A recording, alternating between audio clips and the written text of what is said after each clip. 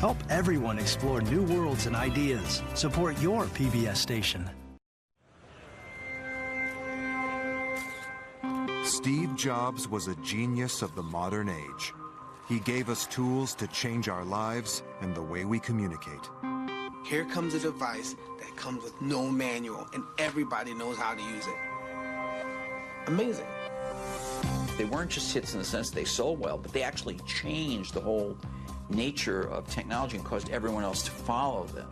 This intimate portrait is a revealing insight into Steve Jobs' life. Andy Warhol gets down on his hands and knees. Steve showing him how to use the mouse. His career. He shook up a whole industry.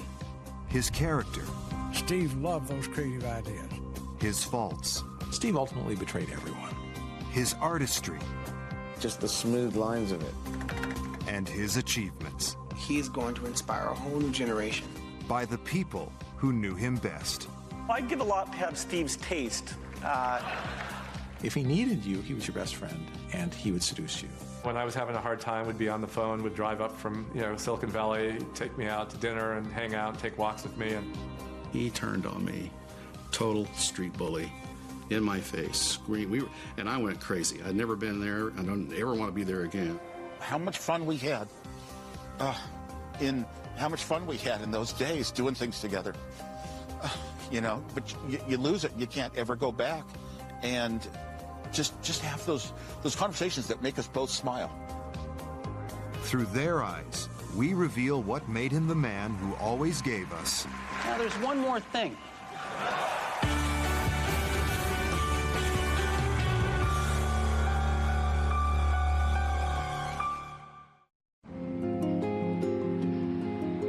Stephen Paul Jobs died on October 5th, 2011, at the age of 56. A life cut short in its creative prime by cancer.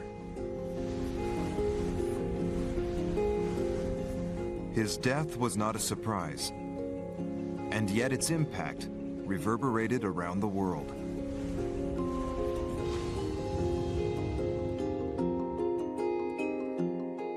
The news was spread and the tributes were created on the new iDevices that his visionary genius had made. His is a success story that could only have happened in the USA. I don't mean to say that there aren't geniuses and world-changing people everywhere. There are. But I think in Jobs' case, in the particular path of his career, this could only have happened in America. Steve Jobs' world-class salesmanship found a global audience in his famous Apple product presentations. He always had one more thing to announce. Everyone thinks, wow, that's so much. And then, wow, we got one more thing. And then you put your biggest thing at the end, because it'll tip it. It's good showmanship, really. Tragically, that one more thing has now become one last thing. The news that Steve Jobs had finally logged out made headlines everywhere. This man really had changed the world. When you grow up, you tend to get told that the world is the way it is, and your life is just to live your life inside the world, try not to bash into the walls too much, try to have a nice family life, have fun, save a little money. In this exclusive, never-before-seen interview, Steve Jobs gave a rare glimpse of his vision of the world. That's a very limited life. Life can be much broader once you discover one simple fact, and that is everything around you that you call life was made up by people that were no smarter than you. And you can change it. You can influence it. You can build your own things that other people can use. Once you learn that, you'll never be the same again.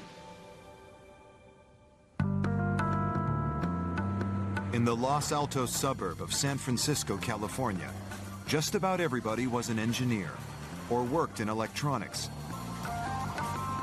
A childhood spent here in the future Silicon Valley was the first key lucky break in Steve Jobs' young life. His closest childhood friend was Bill Fernandez. In about 8th grade, halfway through, this new guy came into the school who was Steve Jobs. And we were both introverted, intellectual, kind of socially inept, and we gravitated toward each other. The two boys shared the same hobby. We started taking long walks and talking about the meaning of life and what is this all about. And after a while, we started doing, in addition to walking and talking, doing electronics projects together. Fernandez also knew another electronics geek, his neighbor's son, Steve Wozniak, universally known as Woz. So one day, Steve Jobs bicycled over to hang out with me and do electronics projects in the garage. And out in front was Wozniak washing his car. So I thought to myself, okay, this Steve is an electronic buddy, he's an electronics buddy, they'd probably like to meet each other. Fernandez had no idea at the time that the meeting between his two friends would change our world. Jobs and Woz were soon to start a business together. Its name was Apple. If Woz and Jobs had never met, there never would have been an Apple computer. There would have been computers and there would have been personal computers. But we probably wouldn't have the kind of wonderful, empowering things that people fall into if Woz and Jobs hadn't met. The neighborhood we grew up in had a lot of Lockheed engineers on it, and I would go up and down the street to the various dads on the street and get mentored in electronics. And Steve Wozniak's father was one of the people who mentored me. As Jobs and I were walking over, I noticed Woz out washing his car. And I said, hey, Woz, come over and meet Steve. So Steve meets Steve. And this is where it happened, basically right here. Woz and Jobs became inseparable friends, but their first venture was not a computer. The pair developed an electronics kit, mimicking telephone router codes to make free calls around the world. You know, when you make a long-distance phone call in the background, you hear doo-doo-doo-doo-doo-doo. Those are the telephone computers actually signaling each other, sending information to each other to set up your call. And there used to be a way to fool the entire telephone system into thinking you were a telephone computer. You could, you know, call from a payphone, go to White Plains, New York, take a satellite to Europe, take a cable to Turkey, come back to Los Angeles, and you go around the world 3 or 4 times and call the payphone next door and shout in the phone, and be about 30 seconds and come out the other phone. The pair moved on from phone jacking for fun to creating computers, building the prototype of the very first Apple. It's a fond memory for Steve Wozniak. He was always thinking about certain technology, the early products that got developed, the building parts, what those might lead to in our future. And he was always pushing me as an engineer. Could you possibly add this someday? Could you possibly add that someday? Yes, yes, yes, I could, thinking, no, it's way, way off. But eventually we all did. In those early days, Woz and Jobs took their creation to the Homebrew Computer Club, an early computer users group in Silicon Valley, where it quickly attracted attention from their peers. I met both Steve Jobs and Steve Wozniak, at a meeting of the Homebrew Computer Club in Palo Alto. Our first meeting was really simple. It was in the parking lot, and I helped them unload Woz's Fiat and carried in what I guess was the first Apple I to show it off to the assembled multitudes. When that same first Apple I was auctioned in 2010, it attracted even more attention. It heralds the home computing revolution. This is the first computer where you use a keyboard and a screen to enter and read data. Selling for £110,000. From the hippie days of 1970s California, a handful of teenage geeks emerged to change how we work, play, and communicate with each other. Founders can be divided into 2 camps. They're hippies and they're nerds. And Jobs was definitely the hippie and Woz was the nerd. And the hippie has the grand vision and the nerd is able to realize the vision. The nerd knows everything about women but doesn't know any women. You know, Steve knew women. So, you know, there's that distinction. So they really needed each other. He knew how to beat it out of Woz, and he would do that. And his contributions at that time were saying, gosh, we could sell these things. I mean, which doesn't sound like much, but it's huge when you're dealing with a guy in Woz who never thought about selling anything. I wanted it to happen so badly. I gave this computer away. I gave away the listings, no copyright notices, no nothing. And then Steve Jobs came and saw the interest, and he said, why don't we start a company to make some money? And I said, fine. They did want to start a business. They raised money to start a business. They knew that they couldn't do it on their own. They sought out older people to help. And Steve Jobs, in particular, was quite persuasive. In Apple's earliest days, the two Steves, Jobs and Woz, took on an older and more experienced partner. Ronald Wayne now lives and works near Las Vegas. A fitting location for a man who walked away with nothing from a $37 billion no-lose bet.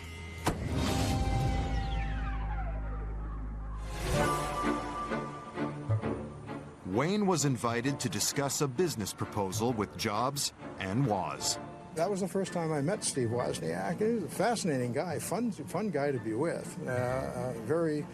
Not only a fun guy to be with, the most gracious man I've ever met in my life. As far as Wozniak was concerned, the world was a great big sandbox with a lot of toys to play with. But Ron's opinion of Steve Jobs was not so hot. I wouldn't put gracious in his description. He had the kind of manner and the kind of approach to people and environments that were business directed, okay? He was extremely serious. Wayne acted as referee in a minor difference of opinion between the two equal partners. Well, Steve Jobs was so impressed with my diplomacy in that particular situation that he immediately came back and said, okay, what we're going to do is form a company with Woz and Jobs getting 45% each, and I would get 10% as a tiebreaker in the event of any philosophical disputes that might occur in the future. 10% of Apple today would be worth $37,631,420,312.42. But despite his share in the company, Ron was worried that working with Jobs and Woz might prove to be too stressful. At 40, I thought I was getting a little old for that. They were absolute whirlwinds. It was like having a tiger by the tail. So Ron decided to hand back his share for nothing and walk away, with no regrets. A lot of people have the impression that somehow or other I got diddled out of something. Well, I did not. Nobody diddled me out of anything.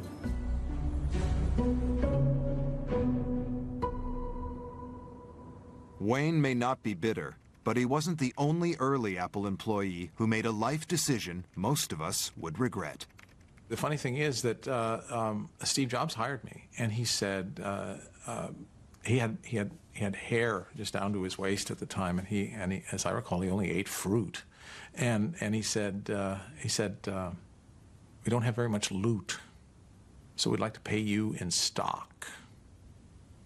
I held out for the cash. When Steve Jobs first launched Apple, the computer industry meant mainframes and mini-computers. Huge devices sat in air-conditioned rooms, and users worked on terminals. It wasn't a personal experience.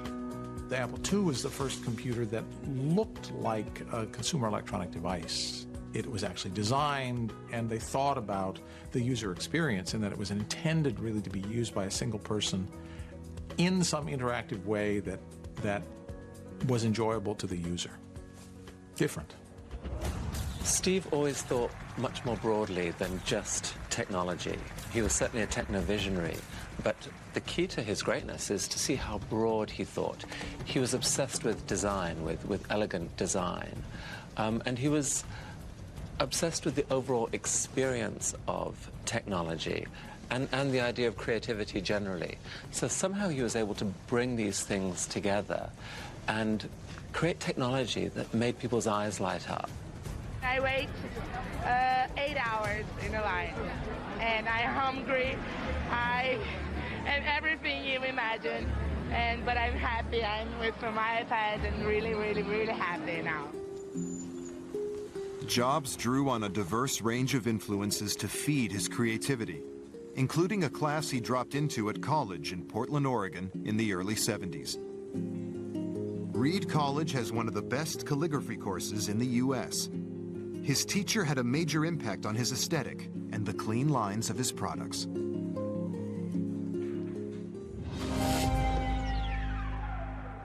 We had many very bright students here, and we had bright thinkers and people that wanted to change things and improve the world. But Palladino witnessed firsthand the impact Jobs had on his peers. The other students brought him to me like they were bringing me someone very special. They really had a high regard for him. I guess they could see the dynamics already forming in his thinking. Jobs completed the course in 1974, but returned 2 years later. He was enthusing about a machine he had created in his garage and seeking advice on a font.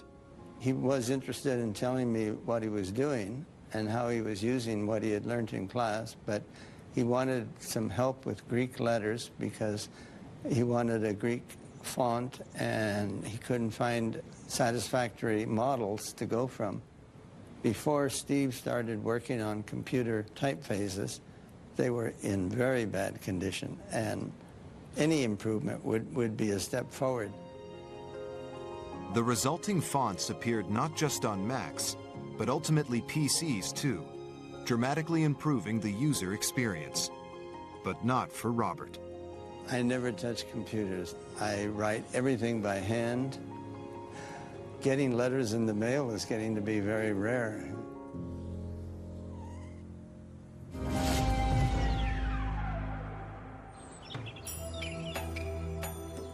Dropping out of college, Jobs went on the hippie trail, traveling to India and studying Buddhism.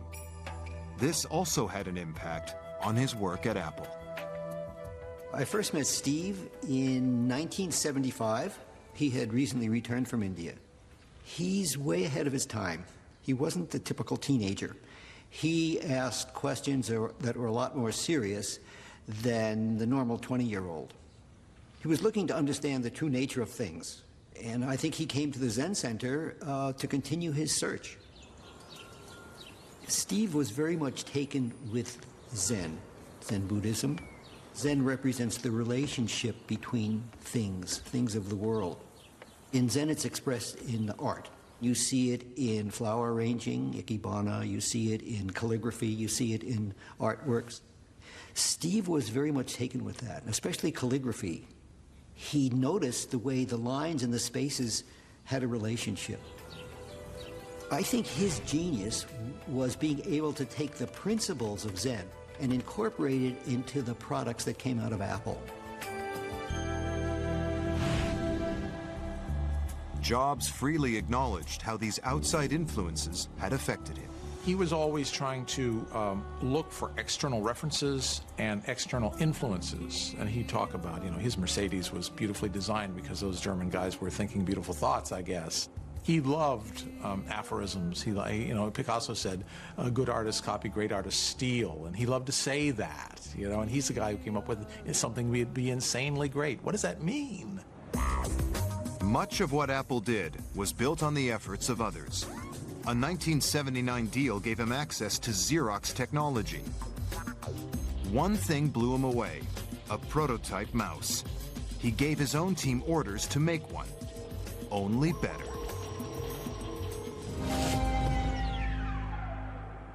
You got to build it for less than 15 bucks. It's got to last 2 years. I want it to work on the desktop, a normal Formica desktop. And I also want to be able to use it on my jeans. As I left the meeting, headed out to my car, I was thinking, does this really make sense? Is Steve crazy, or is there something here? If Steve wanted something, his team just had to innovate. So for Dean, that meant a trip to the drugstore. As I entered Walgreens, I had in my mind, most importantly, was where do I find these spheres, these balls, to be a part of the mouse? And And I had thought about the underarm deodorant as the right solution. And I emerged with some roll-on deodorant and a butter dish. And as you can see here, there's, of course, different size balls, depending upon how it is applied. Not only that, but then once I had the balls, I said, what's a quick way to have a structure to put around the ball so that I can start interacting with it? And I remember going to the housewares area, and I found a butter dish, which was about this big. And that became the beginning part for the mouse as I felt it. So I used the butter dish, the roll-on ball, and was able to create a prototype. It's hard to believe that in a design so small as something that fits in your hand, there could be much controversy around it. But it turns out there was one major controversy, which was how many buttons should there be? The original Xerox PARC had 3 buttons, and there was a great debate about how many buttons were right. And Steve always had the notion of simplicity. The magic of Apple products is simple. There was one button, and it's magic. From the early days, one man influenced Steve Jobs more than any other, his friend and rival, Bill Gates. Apple's history interweaves with Microsoft's. Their CEOs gave a unique interview to journalist Walter Mossberg. It was, to my knowledge, the only time they ever got on stage together to submit themselves to an extended interview with journalists. Their interview gave Walt unparalleled insights into the dynamics of their relationship. But then there was a floating From the start, Gates was overshadowed by the more polished, confident Jobs. I made. Let me tell this story. So was. I'm not fake Steve Jobs. If you saw them together, Steve always dominated the conversation. In part, that's because I think Bill was always fascinated by Steve. You know, he was a real observer, and he would just look at this guy and say, what the heck is going on here? We've kept our marriage secret for over a decade now.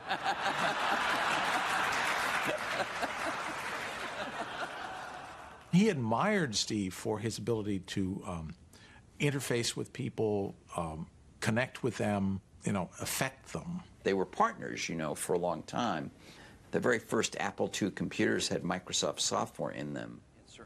But while the banter was good-natured, the rivalry between the two was deep-rooted. I personally can attest to having heard each of them say very nasty things about the other off the record and private over the years. I think the antipathy partly grew out of 2 things. On Jobs' side, he believed that Microsoft had stolen the basic ideas in the Mac. From the point of view of Gates, I think he found Jobs difficult to deal with. Steve is so known for his restraint. I think Gates felt that Jobs got more credit than he might have deserved as being the great technologist. Neither person is hugely likable. Certainly, Steve Jobs is an acquired taste, and so is Bill Gates, for that matter. They're both have their moments. Bill Gates is a better friend than Steve Jobs, but Steve Jobs is more fun than Bill Gates. Jobs had glamour and dynamism. By the mid-1980s, he was one of the richest self-made men in America. He was just 29. People are going to bring them home over the weekend to work on something. Sunday morning, they're not going to be able to get their kids away from them, and maybe someday they'll even buy a second one to leave at home. Which made him a natural subject for Playboy. Interviewing Jobs was a unique experience for writer David Sheff. The phone rang one day, and it was not a PR person who called, but it was Jobs himself. And it really was an indication of the way that he did business and really continued to do business. Apple was very different. The second you walked in the door, you felt like you were in a completely new environment. The conference rooms, instead of, number 103C, were called Da Vinci and Michelangelo and Picasso. And indeed, it was Picasso that I was escorted to see Jobs for the first time. As the two got to know each other, Sheff realized he had a front row seat on what was then an unimaginable technological future. Steve started drawing on a placemat. We went back and forth, and basically by the end of that constructed what looks exactly like an iPad. Steve said this machine, this small device as big as a book, would allow us to keep in touch with one another. It would replace the telephone and would replace bookstores. He saw it as a reader on this very small device and read it with editing capacity, note-taking capacity. I mean, he really envisioned the iPad almost 30 years ago. Jobs and Schiff quickly became close friends. Through sort of the late 60s and 70s in very similar ways, going through some of the counterculture, you know, being influenced by some of the Eastern mysticism, Buddhism, the LSD culture, Timothy Leary.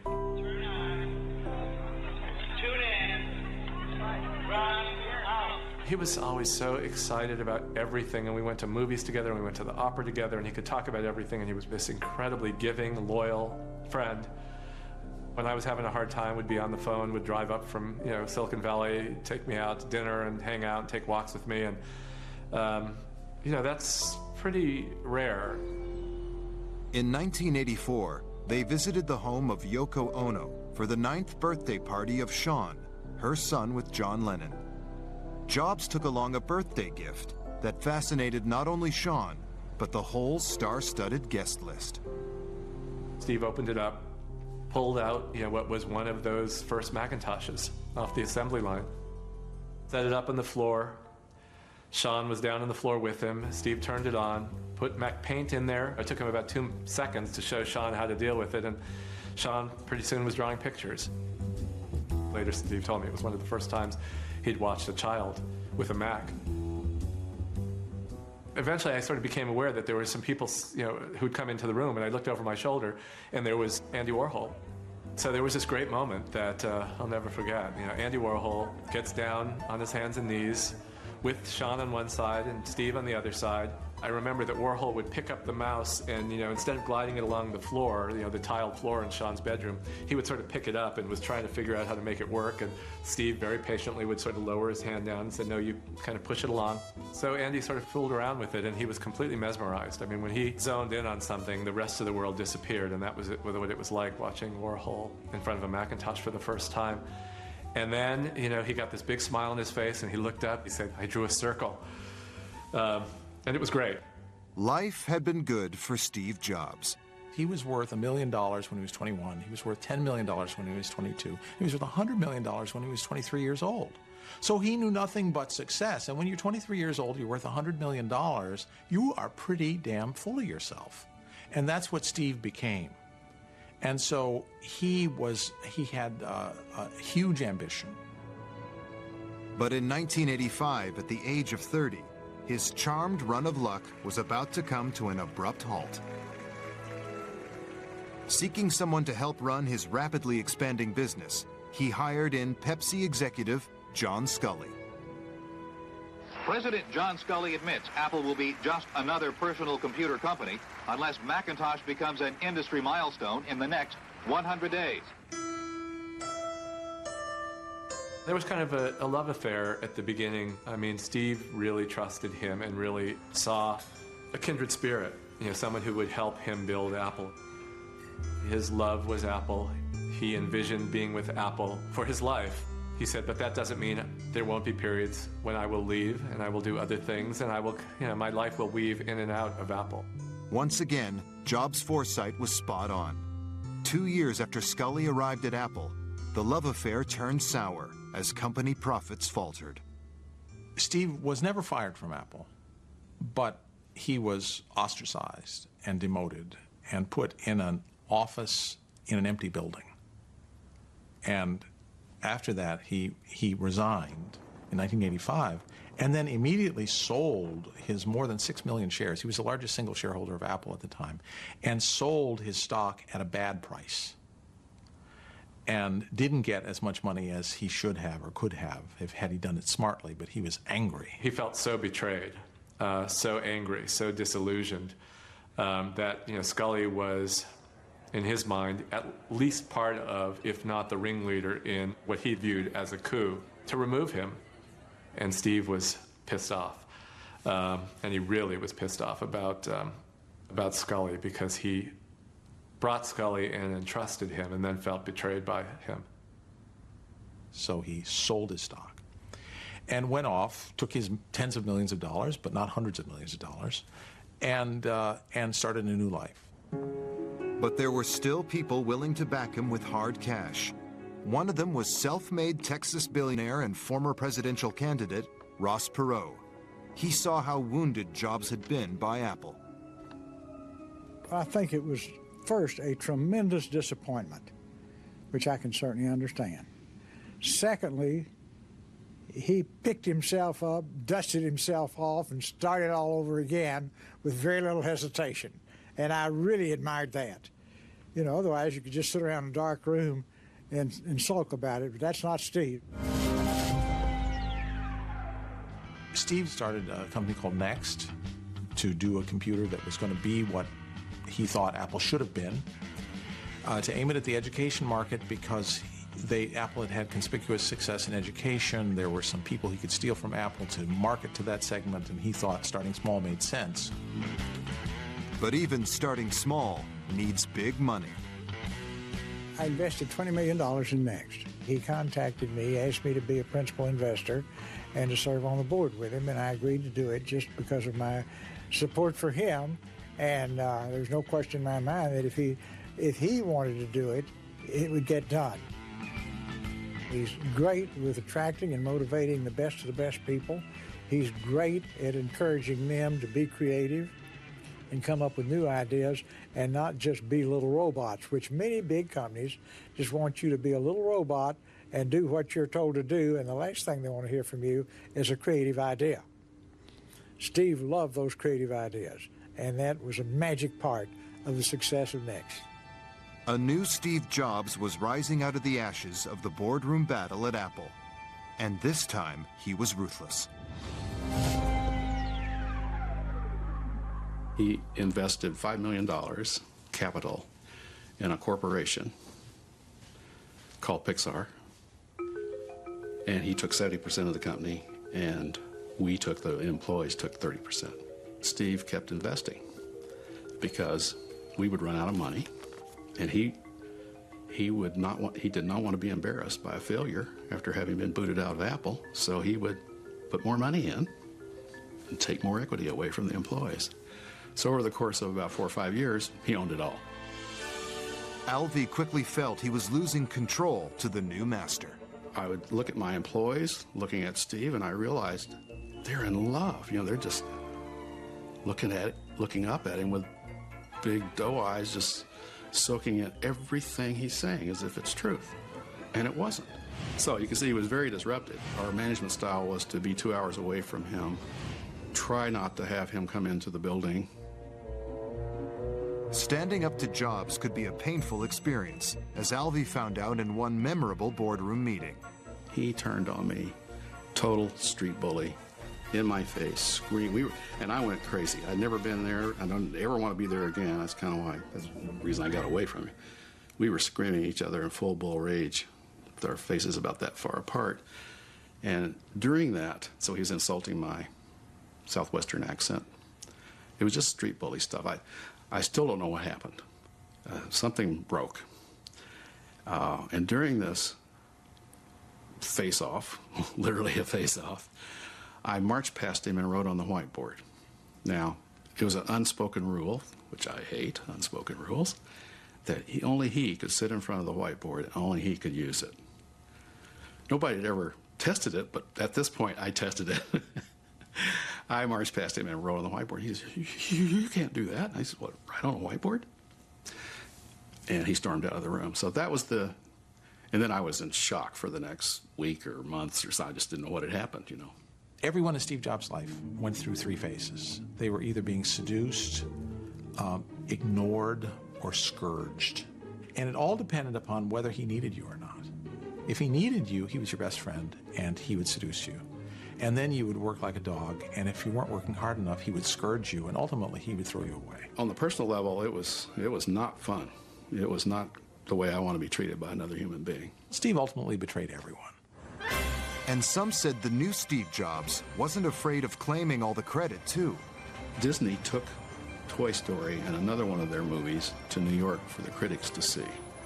And the critics they didn't even look at the other movie. They just went nuts when they saw Toy Story. And they came back and basically told Steve that it was going to be a huge success. And that's the point when his ability to see something spectacular is about to happen, he just moved in and exploited that right to the hilt. And I must say he did a great job, became a billionaire from it. So Steve's genius is to move when he has a good idea. I don't think they are necessarily his ideas, but boy, does he know how to move and market them like crazy. He's the world's genius marketeer, including of his own self-image.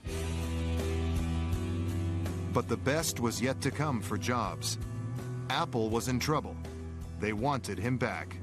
They were begging him to come back because they knew he could fix it. And he did come back, and he fixed it, and the rest is history. One man who witnessed Jobs' return to Apple was friend Walt Mossberg. He came back to Apple, and the company was almost dead. Literally, it was like 90 days from going bankrupt. He said to the people at this very demoralized, almost out of business company, we're not looking backward. I don't really care that we once had the first successful personal computer. I really don't care that we were famous and successful. We're not anymore, and this is where we're starting from, and this is where we're moving. And so when you see the second coming of Steve Jobs in Apple, Apple went from being just a wide open, wacky company to being a very disciplined company that understood its financials at a level that few companies do. And that's because Steve thought of every dollar as being his every dollar. They have resolved these differences in a very, very... It was an investment from Bill Gates that ultimately helped to save Apple. But when Gates made a live appearance with Jobs to explain the deal, it didn't go down well with the loyal Apple audience. Bill Gates was actually on stage rescuing Apple. Rescuing Apple. He did two things. He gave them $150 million, for which he got non-voting stock that expired after a certain number of years. And he promised to keep producing Microsoft Office, the Macintosh version, for, I think, 5 years. And so he was on stage rescuing Apple. And yet the acolytes who were filling the room had learned to hate him. They treated him as, you know, the devil, the Antichrist, and they booed him. But Jobs, with his eye ever on the bottom line, had a different view. There were too many people at Apple and in the Apple ecosystem playing the game of, for Apple to win, Microsoft has to lose. And it was clear that you didn't have to play that game, because Apple wasn't going to beat Microsoft. Apple didn't have to beat Microsoft. Apple had to remember who Apple was. It was just crazy what was happening at that time, and Apple was very weak. And so I called Bill up, and we tried to patch things up. I think he learned to be a better businessman. I think he learned a little more humility. Steve really changed in a number of ways, and he changed primarily because of failure. Failure affected him, and he learned from it. Jobs created a brand new product at Apple, the iMac. I think there was a decision to look different. Remember their motto immediately after his return was think different. And, you know, he didn't say that because he didn't believe it. You know, he really did want to think different, and they would have to appear different to show that they were thinking different. The pair joked about the relationship between Mac man Jobs and PC man Bill Gates. PC guy is great. I like PC. He's got a big heart. His mother loves him. His mother loves him. PC guy is what makes it all work, actually. Yeah. All right.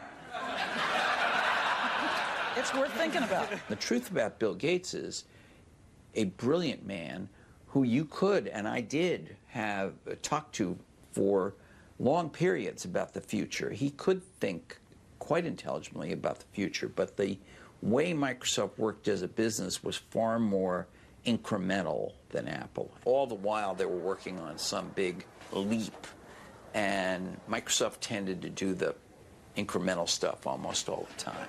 What Steve's done is quite phenomenal. His ability to always come around and figure out where that next bet should be has been phenomenal. You know, Apple literally was failing when Steve went back and reinfused the innovation and risk-taking that have been phenomenal. So the industry's benefited immensely from his work. We've both been lucky to be part of it, but you know, I'd say he's contributed as much as anyone. I think he built the first software company before anybody really in our industry knew what a software company was, except for these guys. And that was huge. Bill Gates is a brilliant man. He did a lot for the world in technology, and he is now doing a lot for the world in philanthropy, and I think highly of Bill Gates. But of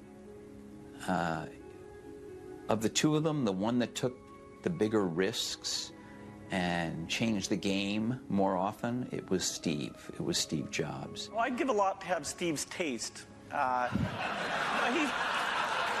He has natural, not a joke at all. I think in terms of intuitive taste, both for people and products, the way he does things, it's just different. And, you know, I think it's magical. Despite their rivalry, in this joint appearance after Jobs had been diagnosed with cancer, they displayed a healthy respect and even affection for one another. You know, I think of most things in life as either a Bob Dylan or a Beatles song. But there's that one line in that one Beatles song, you and I have memories longer than the road that stretches out ahead. And that's clearly true here. Well, you know what? I think we should end it there. It was one of the highlights of my journalistic career to be there. Thank you very much. Thank you so much. In fact, we were quite taken aback by the standing ovation and seeing some of the people from where we were sitting on stage actually shedding tears. It sounds strange, but it was actually an emotional thing. So I can move this with just a touch anywhere I want. Steve Jobs, now at the peak of his creative genius, was leading Apple to the peak of its creative success. The key to the success of the company was in moving beyond the computer, was in seeing how the microprocessor was getting so cheap that it could be applied to other consumer electronic devices. Innovative new products poured in a seemingly endless stream from Apple's development laboratories, pouring a stream of cash into Apple's coffers. 250 million or a billion or however many iPods are out there, you know, are what built the Apple of today, not the Mac.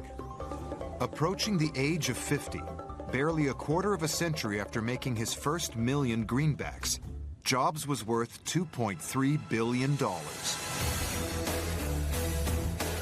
Now, he picked up the pace of Apple's evolution. Computers, they were yesterday's news. He was conquering the world of music. Great new products. Jobs was hurting his competitors. iTunes pretty well killed off the music store, and Virgin Megastores, you know, slowly been disappearing around the world. 500,000 songs are downloaded on iTunes every day. In many cases, changing artists' lives.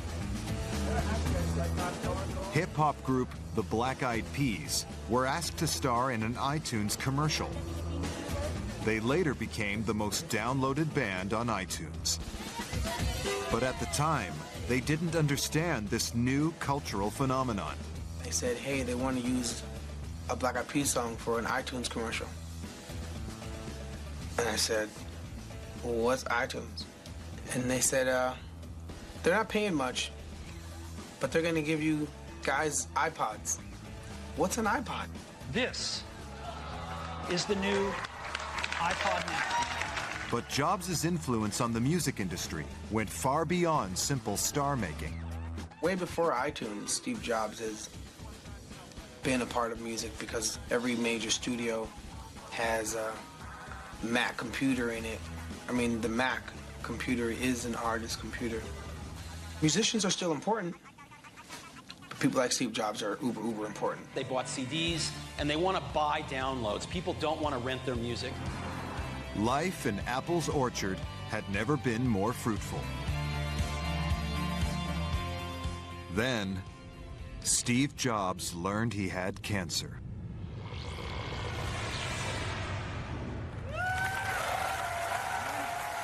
A standing ovation for Apple CEO Steve Jobs as he greeted the public for the first time in more than a year.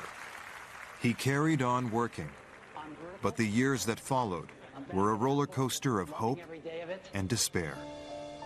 Most poignantly, he was asked what the next few years might hold. The future is long.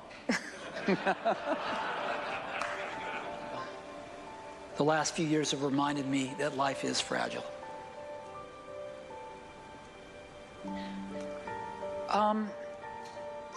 You know... Finally, he withdrew from public life. Only his closest friends saw how he was coping with the threat of an early death.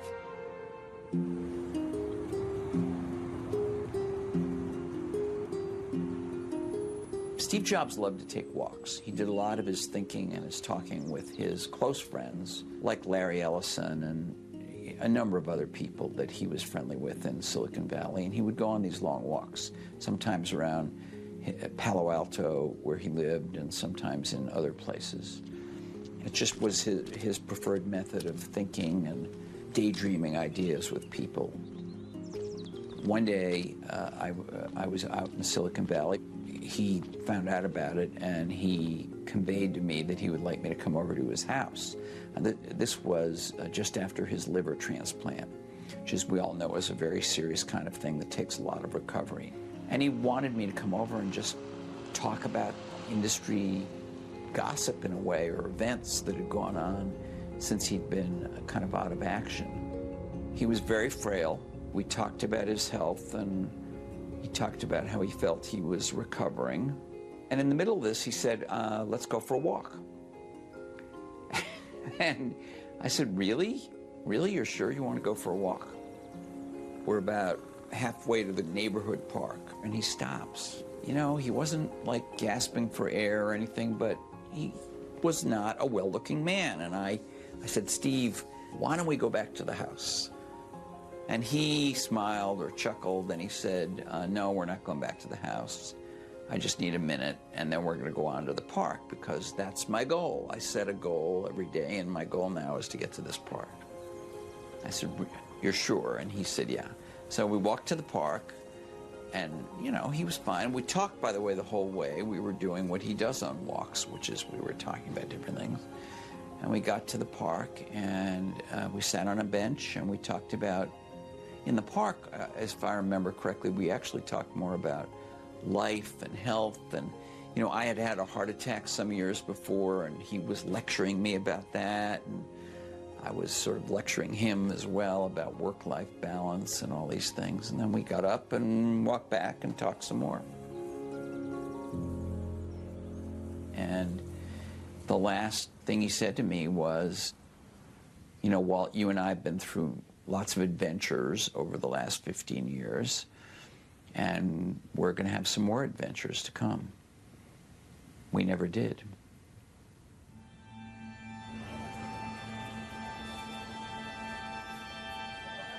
On October 5th, 2011, Steve Jobs died.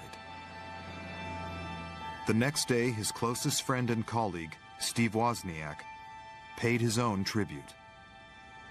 I'm going to miss the chance to go to him and just sit down and share, you know, just person to person, how much fun we had in those days doing things together. You know, but you lose it. You can't ever go back. And just have those conversations that make us both smile.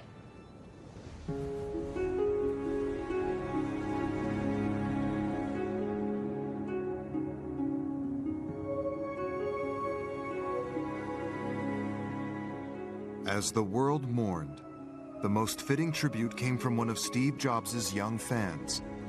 19-year-old Hong Kong-based design student Jonathan Mac Long created an image on his Mac that went viral around the world. There was no real research behind it. I just messed around on my computer and it just happened. It made sense to incorporate his silhouette, his profile into the logo. It's gotten around 200,000 responses on my blog. Some people have said to me that the logo actually made them cry, and I thought it was a really strong reaction to have, but it made sense because, you know, Steve Jobs had such a big impact on our world. He wasn't just a person who made all these great gadgets. He actually changed the way that we communicate.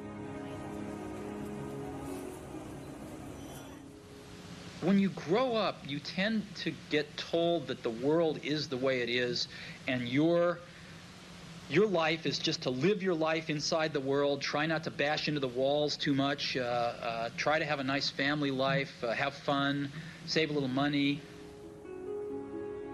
How amazing is it that we live in an era where his legacy will transform people's lives and experiences of technology for the foreseeable future. This single individual gave us the original Apple and the Macintosh and Pixar, you know, and the iPod and the iPhone, iPad. I mean, that is astonishing. Steve Jobs created the most respected brand in the world, and you know, shook up a whole industry, and he did it with a lot of panache and style, and you know, great respect for him for it. Life can be much broader once you discover one simple fact, and that is everything around you that you call life was made up by people that were no smarter than you. The facts are the story of his life, the story of his successes, the story of his achievements, the stories of the great things he did for other people continue to go on because that's good for our country, it's good for the nation, it's good for the world, and it's also good for the people. Of course, that's what it's all about. I think the world will miss Steve Jobs. He took stuff to a new place, and I do identify with that. It's exciting when you do that, so I do find the excitement of that. And he also made things that were beautiful, great to touch, great to hold, and good to look at, and different colors. The minute that you understand that you can poke life and actually something will, you know, if you push in, something will pop out the other side, that you can change it, you can mold it, that's maybe the most important thing.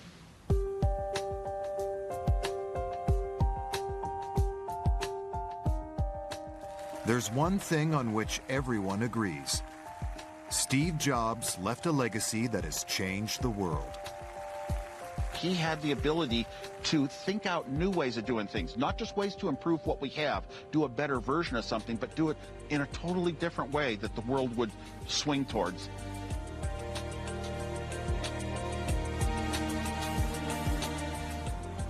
And so we fall in love with Steve, because he gave us these toys that were not only fun, but really useful.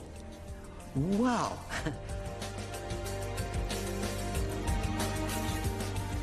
It's upended industry after industry. It's forced everyone else to follow in his path, and it has touched billions of people. He will be regarded as the person who unlocked the creativity of a whole generation. He's changed the way we look at computers, phones, how we share, interact. He is going to inspire a whole new generation. A 5-year-old 20 years from now is going to create and design and invent and define a world totally different than the way we see it now. And it's going to be because of Steve Jobs. Even then, he had this ability to bridge a very intellectual world of high technology with something that everyone could relate to.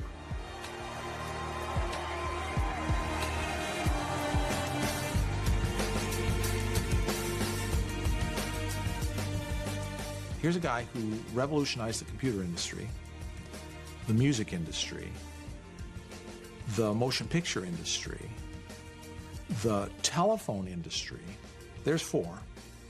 And maybe more, I don't know, but certainly those 4.